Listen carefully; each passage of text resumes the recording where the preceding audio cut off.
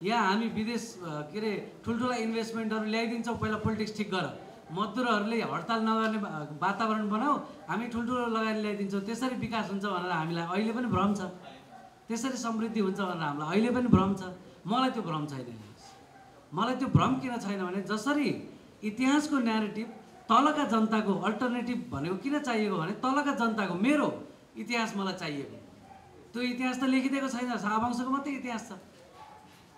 अनि शाहवंशको इतिहास पढेर आफ्नो समाज मैले कसरी बुझ्छु त? बुझ्न सक्दिनँ।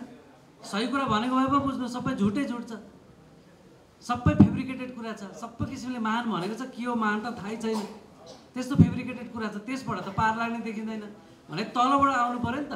जसरी हिस्ट्रीको न्यारेटिभ तलबाट आउनु पऱ्यो, त्यसै गरेर विकासको हिस्ट्री हेर्नुभयो भने तपाईँ के देख्नुहुन्छ भने त्यो न्यारेटिभ पनि माथिबाट थुपरिएको छ। माथिबाट थोपरिएको त्यो न्यारेटिभलाई पनि तलबाट उकास्नुपर्छ। तलबाट उकास्ने भनेको किसानलाई इम्पावर गर्ने हो, किसानको उत्पादक शक्तिलाई बढाउने हो, किसानको बुद्धिलाई, ज्ञानलाई, किसानको श्रमलाई सम्मान गर्ने। त्यो सम्मान गर्ने खालको चाहिँ हाम्रो न्यारेटिभ बन्छ कि बन्दैन, हाम्रो विकासको भाष्य बन्छ कि बन्दैन भन्ने कुरा अहिलेको महत्त्वपूर्ण क्वेसन हो। तर सबै पोलिटिकल पार्टीहरूको अहिलेको डकुमेन्टहरू हेर्दाखेरि कसैले पनि त्यतातिर सोचे जस्तो म देख्दिनँ। अनि अहिले चुनाव जुन तरिकाले लडिँदैछ स्थानीय चुनाव, त्यसले के देखाउँछ भने मान्छे कोही पनि त्यो चुनाव चाहिँ तलको समाजलाई कसरी उठाउने भन्ने मुद्दाको आधारमा लडेको छैन, लडेको छ पैसाको आधारमा, पहुँचको आधारमा लडेको छ। अनि त्यो स्थानीय तह बलियो भयो भने के किन होला भनेर हामी दङ्ग परेका छौँ। तर हामी उभिने न्यारेटिभहरू नै उल्टा उल्टा छ। त्यो उल्टा उल्टा टाउकोले टेकेको न्यारेटिभहरू छ भने त्यो न्यारेटिभमा उभिएर गर्न खोज्नु, म त ग्यारेन्टी कतिपटक लेखेर दिनुपर्छ दिन्छु म। यदि तलको मान्छेको पिपुलको पोइन्ट अफ भ्यूबाट, सबै उत्पीडित समुदायको पोइन्ट अफ भ्यूबाट एकपटक यो देशको इतिहासलाई हेर्न सिकिएन, एकपटक देशको चाहिँ साहित्यलाई पनि हेर्न सिकिएन, विकासलाई हेर्न सिकिएन, अर्थतन्त्रलाई हेर्न सिकिएन, र त्यसरी हाम्रो चलिआएको परम्परागत चाहिँ रूपमा चलिआएका धारणाहरूमाथि प्रश्न गरेर नयाँ ढङ्गका धारणाहरू विकास गर्न नसक्ने हो भने कति वर्ष, 40 वर्ष भनिदिन्छु म, केही पनि हुनेवाला छ, केही पनि हुनेवाला छ। किनभने 50 वर्ष त हामी पुगिसक्यौँ होइन, 50 वर्ष त भयो। विकास गर्ने भनेको हाम्रो महानताको न्यारेटिभ इस्टाब्लिस गरेको, हाम्रो तेन्जिङ शेर्पाले चढ्यो हिमाल चुचुरा भनेर गीत गाएको होइन, सगरमाथा शिर मेरो उच्च छ भनेर गीत गाएको त 50 वर्ष त भइसक्यो। अब कति कुर्नुहुन्छ, अब त हुँदो रहेछ भने देखिसक्यो। अझै त्यही बाटोमा हामीले हिँडाउन लागेका छौँ हाम्रो समाजलाई भने अर्को 50 वर्ष हुँदैन। कुनै अनौठो कुरा होइन यो भनिरहँदाखेरि म सरप्राइज पनि भएको छैन, चिन्तित पनि भएको छैन। किनभने मेरो तर्फबाट मैले सोच्ने र तपाईँ हामीले हाम्रो तर्फबाट सोच्ने कुरा के हो भने हाम्रा सोच्ने तरिकाहरूलाई पहिला उल्टाउनु पर्छ। अर्काले थुपारिदिएको ज्ञान जुन छ दिमागमा, अर्काले बनाइदिएको इतिहास, जुन बाटो हामी हिँडेर आएको होइन त्यो बाटो हिँडेको हो भनेर मलाई भनेको छ, तर म त्यो बाटो हिँडेर आएको होइन भन्ने मलाई थाहा छ। तर अरूले भन्छ म त्यही बाटो हिँडेर आएको, म मान्दिनँ त्यो कुरा। यदि हामी मान्दैनौँ र नयाँ बाटो हामी कोर्न तयार हुन्छौँ, त्यसका लागि हिजो हिँडेर आएको बाटो पनि थाहा पाउन र चिन्न जरुरी छ। अनि मात्रै हामीले थाहा पाउँछौँ नि तपाईँको क्लास कन्सियसनेस भनेको के रहेछ होइन। सर्वहाराको चेतना र बुर्जुवाको चेतना अनि एउटा सामन्तको चेतना किन फरक हुँदो रहेछ होइन। एउटा चाहिँ तपाईँको चाहिँ हवेलीमा बस्ने खानदानी, पुरानो खानदानी काठमाडौँको मान्छेलाई आफू कसरी यो समाजमा शक्तिशाली भइरहने भन्ने चिन्ता हुन्छ, तर एउटा किसानलाई आफ्नो भरे त्यो के अरे लगाएको बाली डढेर जाने हो कि भन्ने चिन्ता हुन्छ। त्यो दुईवटा चिन्ता बिल्कुल फरक चिन्ता हो। जसलाई शक्तिशाली भइरहनुको चिन्ता छ उसले तपाईँको ठुल्ठुला इन्स्टिच्युटहरू खोलेको छ, ठुल्ठुला पावरफुल इन्स्टिच्युटहरू खोलेको छ, उसले विदेशीहरूसँग सबभन्दा शक्तिशाली विदेशी आइएनजिओहरूसँग सम्बन्ध बनाएको छ, उसलाई सबैतिरको शक्ति छ, राज्य सत्ताको शक्ति पनि छ, विदेशी शक्तिको शक्ति पनि छ, उसको आफ्नै खानदानदेखि बनाएर ल्याएको पैसाको शक्ति पनि छ, प्रेस्टिजको शक्ति पनि छ। तर त्यो शक्तिले यो समाज त बन्नेवाला छैन, ऊ आफू बन्नेवाला छ, समाज बन्नेवाला छैन। समाज त त्यो किसानको चिन्ताले बन्नेवाला छ, जुन चिन्ताले थोरै भए पनि केही उत्पादन गरिरहेको छ, त्यो चिन्ताबाट बन्नेवाला छ। तर हामीले बनाइदिएको समाज कस्तो आयो, यो विकासको अवधारणाले बनाइदिएको समाज, हाम्रो महानताको उसले ल्याएको एलिनेसन, डबल एलिनेसन इफेक्ट भनेको छु मैले अघि पनि भने। डबल एलिनेसन कसरी छ? एउटा तपाईँको महान हो भनेर भनिरहनु पर्ने तर महान नहुनुको पीडा। अर्को दिनदिनै संसारको अघिल्तिर कहीँ सिपाही भएर जानुपर्ने, कहीँ कामदार मजदुर भएर जानुपर्ने, कहीँ डिबी चिट्ठा भरेर भए पनि अर्काको देशमा जानुपर्ने र अरू चाहिँ महान हुन् आफू चाहिँ होइन भन्ने हिंताबोधले ग्रसित हुनुपर्ने डबल एलिनेसन इफेक्ट जुन भोगिरहेको छ हरेक नेपालीले, आम मार्जिनल नेपालीले भोगिरहेको त्यो चिजले समाजलाई अगाडि बढाउन देखिँदैन। भने तपाईँलाई नयाँ न्यारेटिभ चाहियो, नयाँ विचार चाहियो, नयाँ चेतना चाहियो। त्यो कुरा चाहिँ तपाईँले समाजवाद भनेर दोहोऱ्याएर, लोकतन्त्र भनेर दोहोऱ्याएर होइन, यो मन्त्रहरू दोहोऱ्याएर पार लाग्दो रहेनछ भनेर बुझियो। अब चाहिँ बुझियो। अब त्यसमा दोहोऱ्याएर फेरि चिन्तन गरिरहनु पर्ने जरुरी छैन। खोज्नुपर्ने के छ भने गाउँको किसानको चिन्तालाई हामीले चिन्छौँ कि चिन्दैनौँ भन्ने कुरा हो। मजदुरको चिन्तालाई हामीले चिन्छौँ कि चिन्दैनौँ भन्ने कुरा हो। मार्जिनलाइज कम्युनिटीको चिन्तालाई हामी चिन्छौँ कि चिन्दैनौँ भन्ने कुरा हो। अब राज्य सत्ताले एउटा चाहिँ दलितलाई गएर तैँले दौरा सुरुवाल ठिकसँग लगाइस्, टोपी लगाइस् कि लगाइनस्, राष्ट्रवादी छस् कि छैनस् भनेर सोध्ने होइन।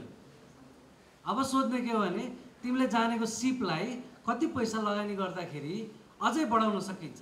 त्यसले तिम्रो समाजमा इज्जत धान दिने र तिम्रो समाजमा शक्ति स्थापना गरिदिने, अरूले समाज व्यवस्थामा हेपिन नपर्ने खालको वातावरण बनाइदिने काम हाम्रो भयो। अब तिम्रो सिप के हो, त्यो सिपलाई के गर्यो भने त्यहाँबाट 2 पैसा आम्दानी हुन्छ र त्यो राज्यको कोषमा पनि पुग्छ। त्यो काम के गरी गर्ने भनेर त्यो दलितसँग राज्य जाने हो नि त। अब त एउटा मधेसीसँग गएर धोती लगाएछस् कि टोपी लगाएछस् भनेर सोध्ने होइन नि त राज्यले सोध्ने त तैँले गरिरहेको काम के हो, त्यो काम लगानी त्यहाँ कति चाहियो, त्यसमा मैले कति गर्ने, त्यसो गरी काम गर्नको लागि समाजमा के कुराले बाधा उत्पन्न गरिरहेछ होइन। हेप्छन् भने नहेप्ने कसरी हो म बनाइदिन्छु, ठाउँ पाएको छैन भने ठाउँ बनाइदिन्छु मैले। अब गर्ने चाहिँ के सबभन्दा बढी राम्रोसँग उब्जाउन आउँछ त्यही उब्जाउने हो, त्यसमा लगानी गर्छु भन्नु पऱ्यो नि त राज्यले। अनि न तपाईँ जराबाट बनाउने काम अनि सुरु हुन्छ, नत्र भने हुँदैन। किन मैले भनेको भने चाहे जतिसुकै फरेन एड आओस्, त्यो $1 बिलियन आओस्, $1 ट्रिलियन आओस्, त्यो फरेन एडले गर्छ के भन्ने कुरा प्रमाणित भइसक्यो। डाक्टर देवेन्द्र दास पाण्डेको किताब पढ्नुहोस्, चैतन्य मिश्र सरले पनि लेख्नु भएको छ, पिताम्बर सरले पनि भन्नुभएको छ, सब विद्वानहरूले नेपालमा 40 वर्षदेखि भनिरहेको कुरा। त्यो कुरा के हो भने फरेन एडले गर्छ के भने फरेन एडले यहाँको एलिट सर्कललाई थप पैसा दिएर एलिट बनाउँछ। किनभने उनीहरूको त भाषा वर्ल्ड ब्याङ्कको मान्छेको र किसानको भाषा मिल्छ र मिल्दैन नि। अनि समाजभित्रबाट जन्मिन सक्ने एलिटहरू हुन्छ नि, सानो सानो एलिटहरू, त्यो सानो सानो एलिटहरूलाई आफ्नो समाजको बारेमा सोच्न लाउने होइन, उसलाई पनि टपक्क टिपेर एनजिओमा हालेर लिएर जाने। अनि ढुक्क भयो नि, त्यसलाई उता लिएर गयो, 4 काममा यसो अल्झाइदियो, जाऊ गाउँमा घुमेर आऊ, फल्लो मान्छेलाई प्रश्न सोध अनि यस्तो रिपोर्ट बनाऊ भनेर अल्झाइदियो त्यसलाई पनि। आफ्नो समाजको बारेमा सोच्ने होइन, चिन्ता गर्ने होइन, त्यता लगाइदियो। अनि उसले दिने फरेन एडको म्याक्सिमम पैसा उनीहरूले आफ्नै एक्सपोर्ट मार्फत फिर्ता लिएर गइहाल्छन्।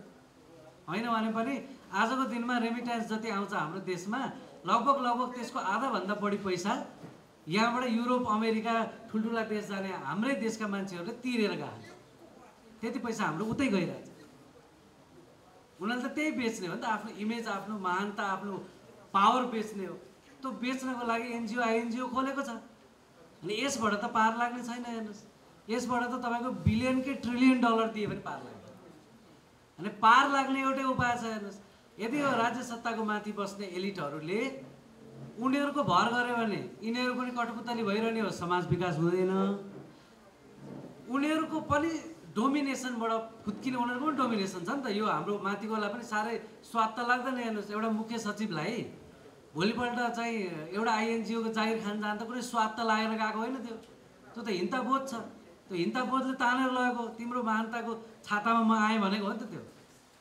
त्यो त तानेर लैजान्छ, अरूलाई पनि लैजान्छ तानेर। त्यसरी त्यसै गरी राज्य सत्ताको टप लेभलमा बस्ने, लिडरसिपमा बस्ने मान्छेहरूलाई आफू प्रधानमन्त्री छ, वर्ल्ड ब्याङ्कको मान्छेले आएर बजेट यसरी बनाऊ भन्दाखेरि उसलाई पनि त ह्युमिलिएसन फिल त हुन्छ होला नि त, भन्न पो मिल्दैन होइन।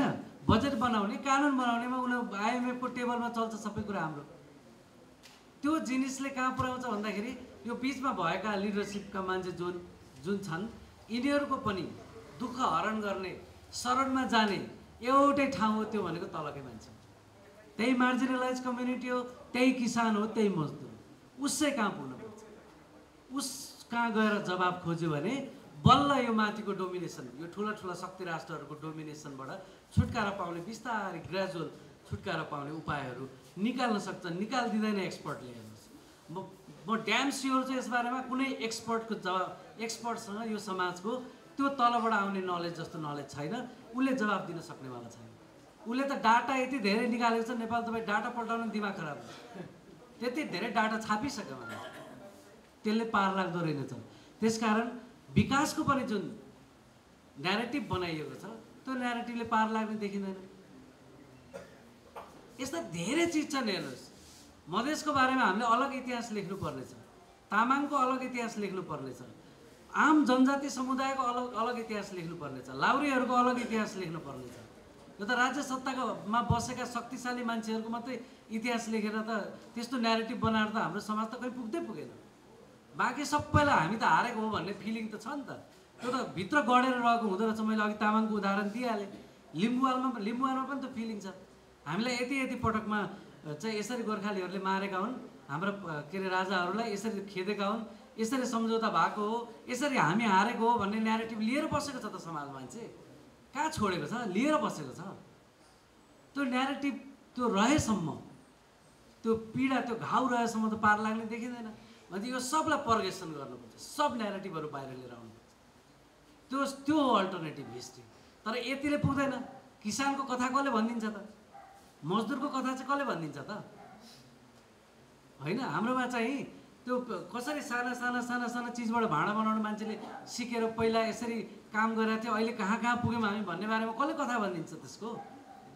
यस्ता तमाम डिस्कोर्सेसहरू चाहियो नि त हामीलाई। त्यो तमाम यस्तो अल्टरनेटिभ विचारहरू चाहियो जसले चाहिँ आम मान्छेको कथा भन्छ र आम मान्छेलाई पुरानो दुःखहरूबाट मुक्त गर्छ र भाइब्रेन्ट भएर काममा लगाउनको लागि, एउटा समुदायलाई अर्को समुदायको दुःख चिन्नको लागि र एक अर्काको ज्ञान एक अर्कामा साटासाट गरेर बल्ल स्वस्थ समाजको निर्माण गरेर अनि काममा लाग्न सक्छ मान्छे।